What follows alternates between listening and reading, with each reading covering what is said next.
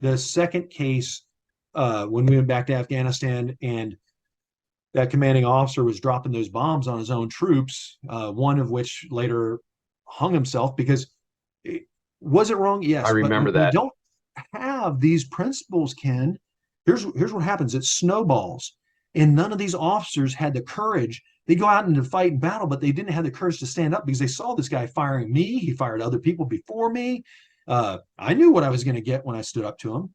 But if you don't do this, what happened is this commanding officer, Lieutenant Colonel at the time, Travis Homiak, did not allow any of the members of his battalion. This is against direct orders to get screened for traumatic brain injury. So if you get rung by whether it's a charge that you put on a door or a rocket that lands in close proximity or our own aviation ordinance, which is dropped intentionally and knowingly. I mean, I knew that when he ordered that attack at 34 meters away, that 500-pound bomb blasting shrapnel three-dimensionally, it was going to kill our Marines. I mean, Only reason it didn't, that's such a great example of danger close. I don't think people realize how often that happens.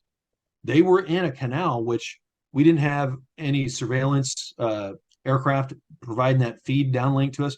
We thought they were going to get killed. And here's a guy telling me to do it again. And here's a guy who reinforced his failures by uh, firing me and reinforced it furthermore by telling his entire battalion, and not a single officer stood up and said no, because they knew what would happen. But he didn't allow anybody on the deployment or after the deployment to get screened for traumatic brain injury.